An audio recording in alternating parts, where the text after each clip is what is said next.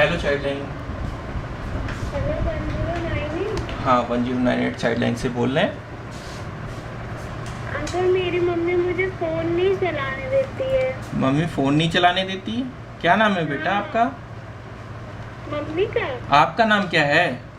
मेरा रिंकी। हाँ, रिंकी। रिंकी नाम है। हाँ। फ़ोन क्यों नहीं चलाने देती मम्मा? पता नहीं, मैं गेम खेलती हूँ, मैं 5 घंटे क्लास भी करती हूँ, उसके बाद गेम मुझे नहीं खेलने देती। जब मैं क्लास करती हूँ तब तो खुश हो जाती है, लेकिन जब मैं गेम खेलती हूँ तो गुस्सा करती है। कितने घंटे गेम खेलते हो? 3-4 घंटे खेलती हूँ बस। 3-4 घंटे? 4 घंटे आपकी क्लास हो गई, 3 घंटे गेम हो गया, 7 घंटे आप फ़ोन यूज करते हो बेटा। तो बाकी तो मैं क्लास ही करती हूँ ना। हाँ क्लास करती हो, अच्छी बात है। अच्छा क्या नाम? हेलो 1098। मम्मी मुझे बहुत मार रही हैं, तंग कर रही हैं, कोई मुझसे बात नहीं करता, फोन छीन लेता है। ये वर्डिंग मेरी नहीं है, ये बच्चे कह रहे हैं 1098 चाइल्ड हेल्पलाइन में फोन करके। इस एपिडेमिक में ऐसे कुछ मामले सामने आए हैं जब से लॉकडाउन लगा है और कोरोना की दूसरी लहर आई है। लखनऊ में, राजधानी में बच्चे इतने परेशान हो चुके हैं कि वो 1098 पे फोन करने पर मजबूर हैं। हम इस समय 1098 चाइल्ड हेल्पलाइन में आए हुए हैं। यहाँ पर कोऑर्डिनेटर हैं, उनसे बात करूंगा मैं। सर, ये जो 1098 हेल्पलाइन है, ये किस तरह हेल्प करती है और किस लिए बनाई गई है, किस गवर्नमेंट द्वारा संचालित की जा रही है? सभी को नमस्कार। 1098 जो है महिला एवं बाल विकास मंत्रालय भारत सरकार की परियोजना है, महत्वाकांक्षी परियोजना है जो ऑल इंडिया में काम कर रही है और सभी जगह का नंबर 1098 रखा गया है। नंबर में कोई चेंजेस नहीं है।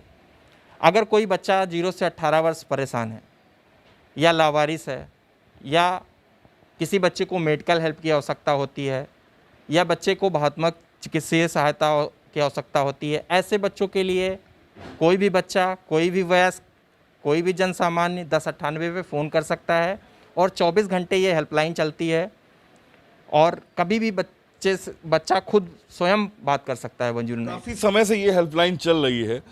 इस एपिडेमिक में, कोरोना की दूसरी लहर में, किस तरह की कॉल्स आप के पास आ रही है? बच्चे क्या बोल रहे हैं, क्यों फ्रस्ट्रेट हैं इतना फोन और मम्मी पापा से? देखिए, जैसा कि लॉकडाउन चलता है तो हम फैमिली के साथ घर में रहते हैं, क्योंकि हमें ये माहौल पहले कभी नहीं मिला है। ये दूसरी लहर में ऐसा मौका आया है कि जब हम एक साथ परिवार के साथ रहे हैं, क्योंकि हम बच्चों से कनेक्ट बहुत कम होते हैं, क्योंकि हम सुबह निकल जाते हैं, रात में घर आते हैं। जब लॉकडाउन हुआ तो हम पूरी फैमिली घर में साथ में रहते हैं। कुछ फैमिली ऐसी हैं जो अपने परिवार के साथ रहती हैं, उन फैमिलियों के साथ ऐसा नहीं होता है। मगर चूंकि बच्चा भी घर में रह रहा है, परिवार भी घर में रह रहा है और आपस में माता पिता की जब लड़ाई होती है तब ये बच्चा देखता है। बच्चा, चूंकि इस समय बच्चे जो हैं ज़्यादा से ज़्यादा फ़ोन पे रहते हैं, जैसे कि आप जानते हैं कि ऑनलाइन क्लासेस चल रही हैं, तो जो बच्चे फ़ोन पाते ही नहीं थे, अब वो अपने पास 12 से 14 घंटा, 15 घंटा, 18 घंटा अपने पास फ़ोन रखते हैं। अगर 12-14 घंटा अगर एक बच्चा फ़ोन रखेगा तो वो क्या करेगा? इंटरनेट यूज करेगा, गेम खेलेगा। जैसे हम आउट गेम खेलते हैं, बाहर गेम खेलते हैं, तो अपना गुस्सा उस बैट पे निकाल देते हैं, फुटबॉल पे निकाल देते हैं या दोस्त के साथ निकाल देते हैं। मगर जब हम गेम कोई खेलते हैं, फ़ोन में कोई खेलते हैं, तो हम उसका गुस्सा कहाँ पे निकालेंगे? फ़ोन पे निकालेंगे या अपने बड़े भाई, छोटे भाई या बहन या उस पर गुस्सा निकालेंगे। तो ऐसा हमें देखने को मिल रहा है।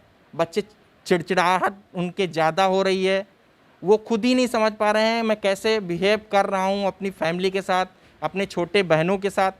कोई भी एक 8 साल या 10 साल का बच्चा होगा, और अगर उसके यहाँ 15 साल की बहन है, वो अपनी बहन को तुरंत चाटा मार देता है, क्योंकि वो समझ ही नहीं पा रहा है।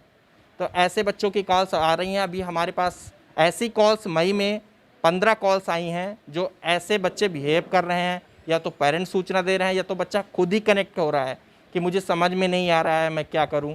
तो ऐसी बच्चा कॉल करके सबसे पहले क्या बोलता है, क्या उसको दिक्कत की सामना करना पड़ रहा है, किस तरीके से घर में बिहेवियर चल रहा है, क्या पहली कॉल होती है वो क्या बोलता है बच्चा तो यही बोलता है ना कि मेरी मम्मी जो है मुझसे फ़ोन छीन लिया है, पापा ने फ़ोन छीन लिया, मुझे फ़ोन नहीं दे रहे हैं क्लास करने के लिए। वो अपनी बातें नहीं बता रहा है कि क्यों फ़ोन छीन लिया गया है, क्योंकि कि जब उसको मम्मी को लगता है कि मेरा लड़का जो फ़ोन से सारा दिन चिपक के बैठा रहता है, खाना भी खाता है तो फ़ोन के साथ खाता है, इसमें क्या यूज करता है मुझे देखना है। तो जब कभी उनको उस फ़ोन में कुछ ऐसा मिलता है तो वो फ़ोन छीन लेते हैं और वो मम्मी पापा के खिलाफ़ कंप्लेन करते हैं। कहीं पे पेरेंट्स सही भी होते हैं, कहीं पे गलत बहुत ही कम होते हैं। आमतौर पे देखा जाए तो इस कॉल सेंटर में कितनी कॉलें आती थी और इस एपिडेमिक में कितनी कॉल्स का फ्लो बढ़ गया है, कितने ज़्यादा केसेस आ रहे हैं और किस तरीके से सॉल्व करने की प्रक्रिया चल रही है?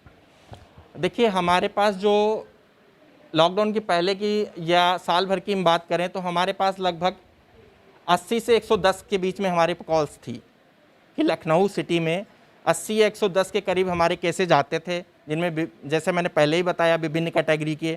अब हमारे पास कॉल्स जस्ट डबल हो गई हैं। अभी हमारे पास अगर हम पिछले महीने की बात करें तो लगभग हमारे पास 200 के करीब कॉल्स आई हुई हैं, जिनमें कोविड रिलेटेड भी हैं, फूड, किसी को मेडिकल हेल्प, तो ऐसी कॉलें हमारे पास अभी 200 कॉल्स हो गई हैं। और हमारी टीम है, 2 यूनिट हैं अभी, जैसे हमारे पास 1 यूनिट थी, अब हमारे पास 2 यूनिट हैं, एक सिटी चाइल्डलाइन है, एक आलमबाग बस टर्मिनल है। तो हमारे पास टीम होने से इन कॉल को रिस्पांस दिया जा रहा है। और जो कोविड वाली कॉल्स हैं उसमें हम शाम तक या 24 घंटे में निपटारा करने की कोशिश कर रहे हैं। यहाँ पर हमारे साथ काउंसलर भी मौजूद हैं जो बच्चों की कॉल्स आती हैं, जो बहुत ज़्यादा परेशान बच्चे होते हैं, उनकी काउंसलिंग करती हैं। मैम, क्या नाम है आपका? मैं वर्षा हूँ। मेरा हाँ जी। जिस तरीके से कॉल्स आ रही हैं, कॉल्स का फ्लो बहुत तेज़ हो गया है, 200 के करीब कॉल्स आ रही हैं इस एपिडेमिक में, बच्चों का क्या मूड ऑफ नेचर है, क्यों वो कॉल कर रहे हैं, किस तरीके से काउंसलिंग आप लोग कर रहे हैं? बच्चों के लिए मैं कहना चाहूँगी कि जिन बच्चों को हम पहले मना करते थे कि नहीं आपको फ़ोन नहीं लेना है, उन्हीं को हम ऑनलाइन क्लास के लिए ना ज़बरदस्ती कहते हैं नहीं क्लासेस करनी है। फिर जब उनको क्लासेस कर लेते हैं, फिर वो जब फ़ोन लेते हैं तो हम उनको मना कर देते हैं कि नहीं आप गेम नहीं खेलना। तो बच्चों के पास ना बड़ा सा लॉजिक सा होता है कि आप पढ़ाई के लिए तो मुझे 5 क्लासेस करा लेते हो, पर जब गेम खेलना होता है तो आप ले लेते हो। तो बच्चे उस पर डिपेंड ज़्यादा हो गए। जो हम ड्यूरिंग पीरियड देख रहे हैं, बच्चा फ़ोन पे बहुत डिपेंड है। जो बच्चा अपना टाइम 8 घंटा स्कूल में और 2 घंटा फ्रेंड के साथ खेलता था, वो सारे आवर्स केवल फ़ोन पे डिपेंड हो गए हैं। इससे थोड़े बच्चे अग्रेसिव से हो गए हैं मतलब बिहेवियर में।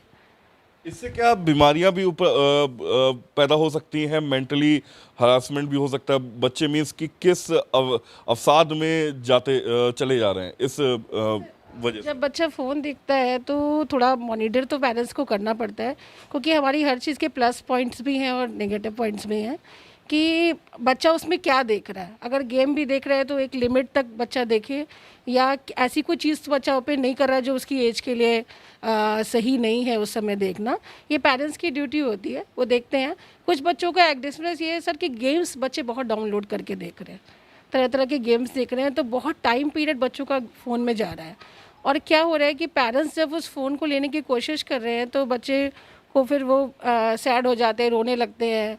और क्योंकि पेरेंट्स का ये है कि जॉब्स में ऑफिसेज तो ओपन है, तो ऑफिस जा रहे हैं, बच्चों को टाइम कम दे पा रहे हैं, बच्चे फ़ोन पे डिपेंड ज़्यादा हो रहे हैं सर। मैम, किस तरीके से आप लोग रिजॉल्व कर रहे हैं ये जो प्रॉब्लम्स हैं, किस तरीके से हैंडल कर रहे हैं? क्या घर जाके बच्चों को की काउंसलिंग भी की जा रही है चाइल्ड हेल्पलाइन द्वारा? सर फ़ोन से भी हम काउंसलिंग करते हैं, और ये डिपेंड करता है कि बच्चा केस किस तरह का है, तो हम घर में भी जाते हैं, जितनी भी सिटिंग ज़रूरी होती है हम करते हैं। तो कभी कभी ऐसा भी है कि जो बच्चे घर में जा रहे हैं तो देख रहे हैं पेरेंट्स बच्चों को टाइम थोड़ा कम दे रहे हैं, तो हम पेरेंट्स की भी काउंसलिंग कई केसेस में हमें करनी पड़ जाती है कि छोटे छोटे इंडोर गेम्स होते हैं सर, जो हम फैमिली के साथ अगर 1-2 घंटा भी या रात के टाइम भी 1 घंटा हम बच्चों के साथ खेलें तो थोड़ा उनका जो दिमाग है ना वो फ़ोन से हट के वो ये सोचेंगे कि नहीं ये भी कुछ ऐसी अट्रैक्टिव चीज़ें हैं जिसमें हम लोग इंजॉय कर सकते हैं। तो कभी हमें पेरेंट्स की भी काउंसलिंग करना हर स्टेप में ज़्यादा इंपॉर्टेंट हो जाता है, क्योंकि बच्चा तो माइनर है, उसको तो नहीं पता क्या सही क्या गलत है, तो हमको दोनों लोगों को इक्वली काउंसलिंग करनी पड़ती है, पेरेंट्स की भी और बच्चे की भी। ये जो चाइल्ड हेल्पलाइन है 1098, ये केंद्र सरकार द्वारा संचालित की जाती है और लखनऊ में इसको सन 2000 में इस्टेब्लिश किया गया था। यहाँ पर लगातार चल रही है, लोगों की मॉनिटरिंग होती है यहाँ चाइल्ड हेल्पलाइन से।